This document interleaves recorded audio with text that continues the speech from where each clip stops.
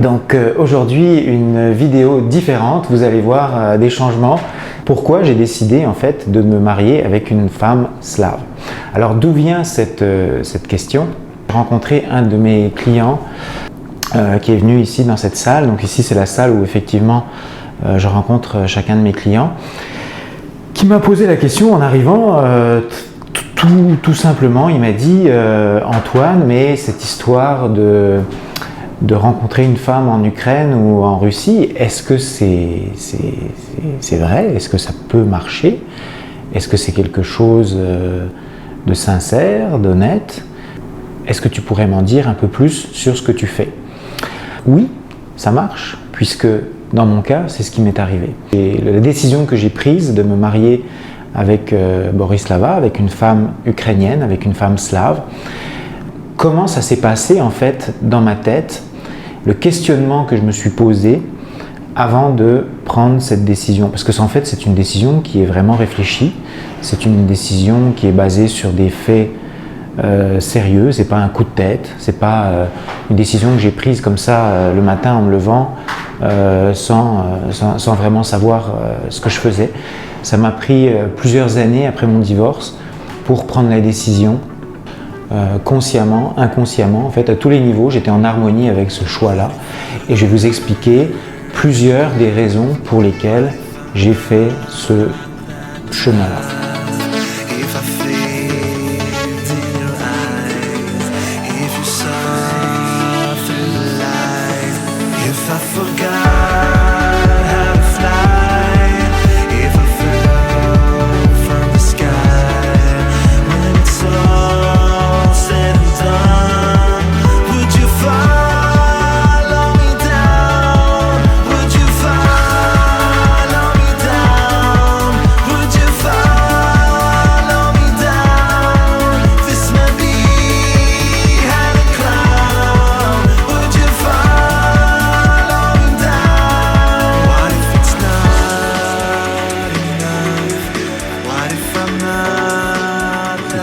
Le Centre québécois des mariages internationaux, une organisation, une agence de rencontre qui vous permet de rencontrer votre conjointe dans les pays slaves, l'Ukraine et la Russie. Et aujourd'hui, je voudrais partager avec vous en fait un moment important, un moment qui s'est produit en fait il y a 2 semaines dans ce bureau ici avec un de mes clients. Et ce client m'a posé une question surprenante. Il m'a demandé, comme ça, à brûle pour point, il est arrivé avec une notification très rapide. Il m'a appelé, 30 minutes après, il était dans mon bureau. Et il me dit, mais Antoine, toute cette histoire, cette agence de rencontre, rencontrer une femme en Ukraine, est-ce que c'est vrai? Est-ce que ça marche? Est-ce que c'est possible? Vous savez un certain nombre de choses sur moi. Vous savez que moi, j'ai fait ce choix-là. Je me suis marié avec une femme ukrainienne, avec Borislava. Et c'est donc un choix que j'ai fait à titre personnel, un choix que j'ai fait consciemment. Je n'ai pas décidé comme ça, le matin, en me levant, en sortant de la douche, « Ok, aujourd'hui, je vais me marier avec une femme slave. » Je suis quelqu'un, vous avez pu le remarquer, quand même assez réfléchi, assez sérieux. Je prends mes décisions de manière consciencieuse. Ça m'a pris en fait plusieurs années. Comme vous, ça fait déjà un certain temps, un certain nombre d'entre vous, ça fait un moment que vous réfléchissez à ce choix-là. C'est un choix auquel vous pensez et c'est un choix qui est important dans la vie d'un homme. Un homme, je veux dire, c'est partager la vie d'une femme à tous les jours, être avec elle, vous lever avec elle, faire vos projets ensemble, vivre ensemble, c'est un choix énorme dans notre vie. C'est bien plus important que de choisir son emploi ou de choisir l'endroit où on vit. Alors, j'aimerais aujourd'hui partager avec vous 3 raisons pour lesquelles j'ai pris ma décision. Donc c'est une décision qui me regarde moi, c'est un choix que j'ai fait à titre personnel, après avoir vécu un divorce difficile. 3 points sur lesquels qui ont été en fait des points fondamentaux pour moi dans ma prise de décision. Maintenant, ça ne veut pas dire qu'il n'y en a pas d'autres. Il y a aussi d'autres aspects qui sont rentrés en ligne de compte dans ma décision. Et en fin de vidéo, je vais vous demander à vous de faire également cet exercice-là. Alors c'est un exercice très intéressant sur lequel il y a beaucoup de choses à faire. Donc, sans plus tarder, on commence.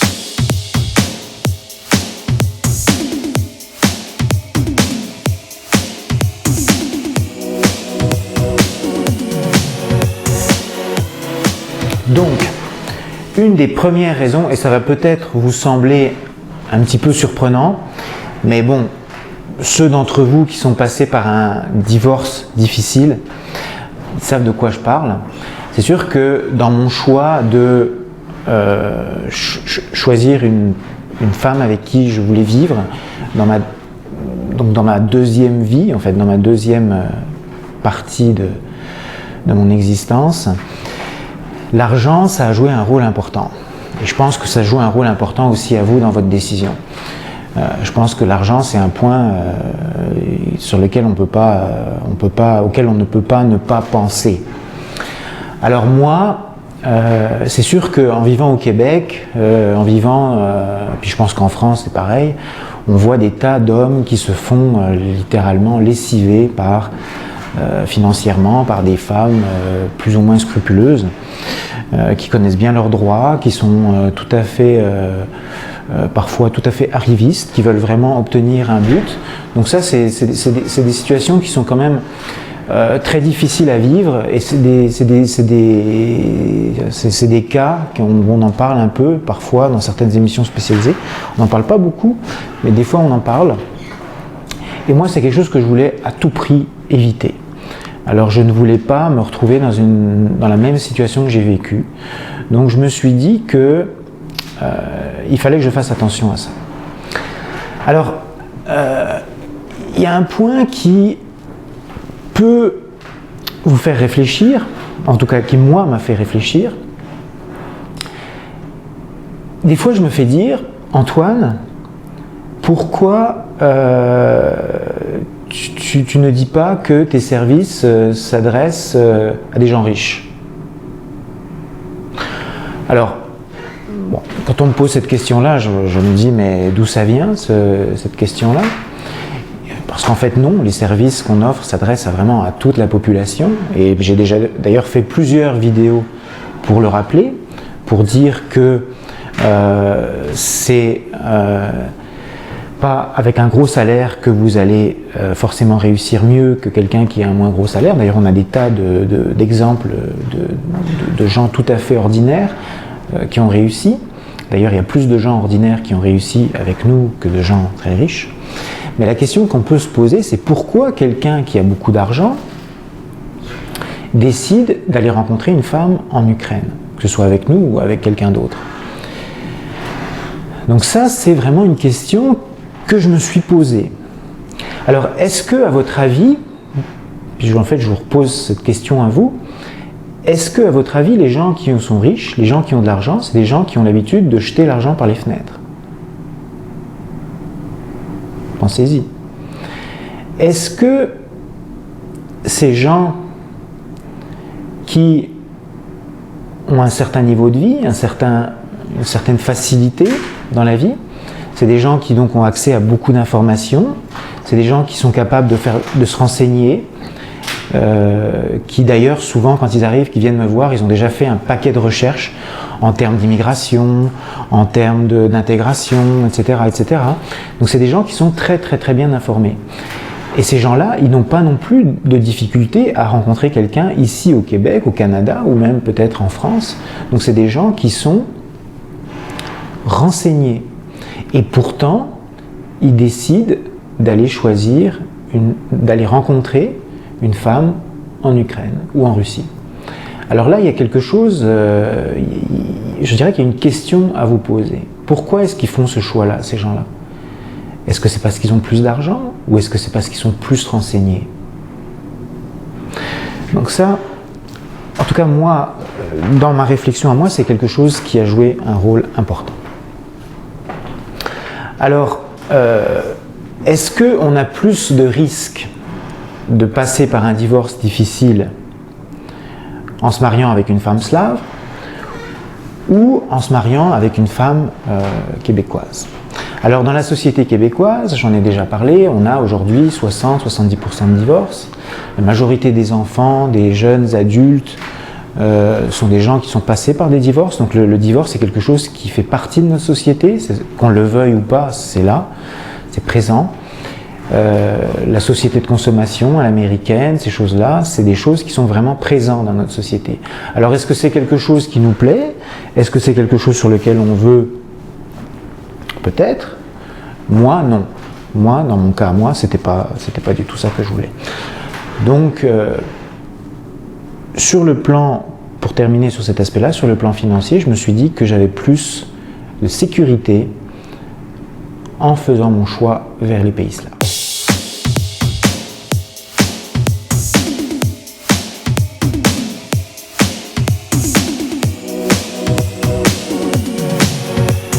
Mais je dirais que le point essentiel, c'est la famille. Alors la famille, qui est une valeur sûre, une valeur fondamentale, une valeur dans laquelle je crois, et je voulais, moi, personnellement, me retrouver dans une famille solide. Une famille qui tient vraiment sur ses pieds, bien ancrée dans le sol. Et je voulais pas commencer quelque chose bancal. Je voulais commencer quelque chose de vraiment solide, fondamental. Et d'ailleurs, je ne sais pas si vous avez fait attention dans la vidéo de Philippe. Philippe, à un moment donné, il dit, regardez-la à nouveau, moi, je posais à chaque adhérent, je leur posais une question. Je leur demandais de me parler comment était leur enfance. Alors je trouve que de la part de Philippe, c'est une question géniale. Philippe n'a cessé de m'étonner dans son approche parce que c'est vraiment un jeune homme qui a beaucoup d'idées, beaucoup d'intelligence. Et pourquoi il posait cette question-là? Je lui ai posé la question après, d'ailleurs vous verrez dans son entrevue, parce que Philippe, il s'était dit que si une femme a été élevée dans son enfance, dans une famille solide, elle va vouloir reproduire ce modèle-là quand elle va être, elle aussi, en couple. Alors ça, c'est génial. Ça, c'est vraiment génial. Et je pense que c'est aussi un élément pour lequel j'ai pris ma décision de me marier avec une femme en Ukraine. Quand on regarde aujourd'hui, dans notre société occidentale américaine, le nombre de divorces, le nombre d'enfants qui vivent seuls, qui vivent d'une famille à l'autre, qui sont parqués en garderie le plus tôt possible parce que la maman veut aller travailler le plus vite possible et que c'est le père qui prend un congé parental. Quand on voit tout ce qu'on vit aujourd'hui dans nos sociétés, en France, au Québec, au Canada, partout, dans les pays occidentaux, on se dit, est-ce que c'est vraiment ça qu'on veut ? Est-ce que c'est vraiment ça qu'on va avoir ou est-ce qu'on va avoir une famille plus solide, dans laquelle la femme prend ses responsabilités, dans laquelle la femme veut reproduire un modèle dans lequel elle a été élevée, un modèle où les enfants sont protégés, où on s'occupe des enfants, où l'homme et la femme ont chacun un rôle distinct, où les choses sont claires en fait. Donc moi, dans mon livre à moi, c'est comme ça que je voyais la famille.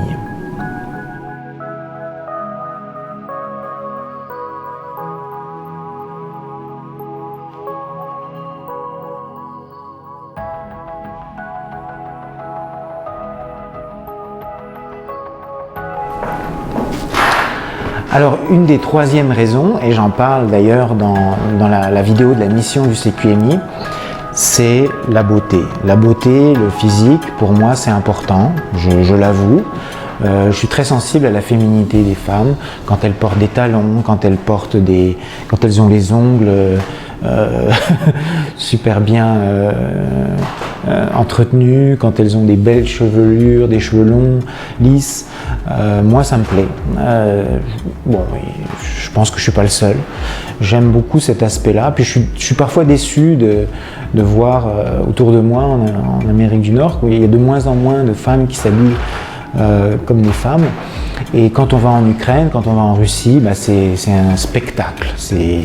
On regarde autour de nous et c'est extraordinaire en fait. On a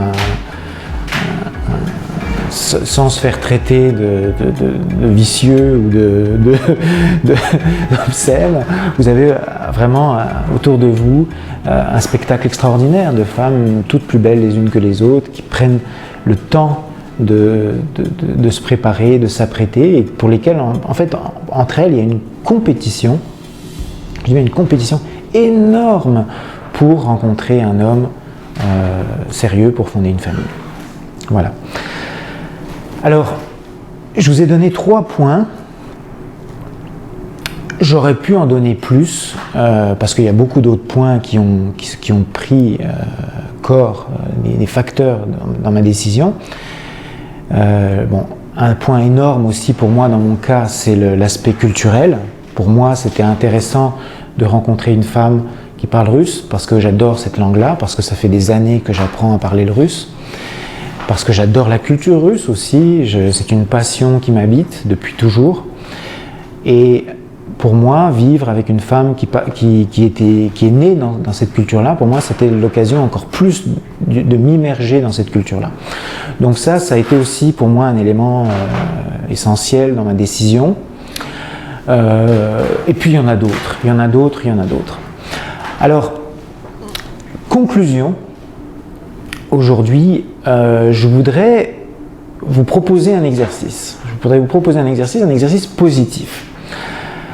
Vous vous souvenez dans la vidéo de Elena de Poltava, une belle femme blonde de 45 ans, et elle dit, il y a un proverbe arabe qui dit que pour quelqu'un qui veut faire, qui a le désir de réaliser quelque chose, il va trouver 1000 raisons de le faire, parce qu'il le veut fondamentalement, parce que c'est en lui. Alors quelqu'un qui ne veut pas faire quelque chose, il va trouver des excuses, il va trouver des prétextes pour ne pas le faire. Et ça, c'est tellement vrai, ce proverbe-là. Je veux dire, on ne peut pas trouver mieux comme Puis d'ailleurs, il y a plusieurs d'entre vous qui ont réagi à ce proverbe-là. Alors, je suis certain, j'ai aucun doute sur le fait que vous avez déjà pensé à toutes les excuses. Et moi aussi, j'ai fait ça, moi aussi, parce que la société est comme ça. Donc on pense à tous les prétextes, toutes les excuses pour lesquelles il ne faut pas le faire. Et vous allez en trouver, si vous cherchez, vous allez en trouver un paquet. Maintenant, est-ce que vous avez fait l'exercice, et c'est ce que je vous propose aujourd'hui, donc moi je vous ai donné 4 des raisons pour lesquelles j'ai pris cette décision de mettre en couple avec une femme ukrainienne, avec la femme que j'aime. Et aujourd'hui, je peux vous dire que je ne regrette absolument pas. J'ai fait un très bon choix. Et je vous propose à vous d'écrire, vous pouvez écrire sur le papier, vous pouvez y penser, pourquoi vous voudriez vous marier avec une femme russe, une femme ukrainienne, avec une femme tradition slave. Quelles sont à vous, parce que ce ne sont pas les mêmes que les miennes, les raisons qui vous permettraient de rêver, qui vous permettraient de réaliser votre rêve. Un rêve, avant d'être réalisé, il faut commencer par y penser, il faut le nourrir, il faut lui donner de la substance pour que ça se produise. Alors, pensez-y,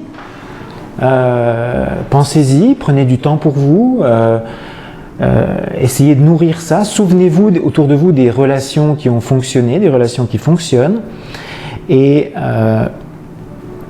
essayez de les écrire et essayez de les cultiver, de les développer.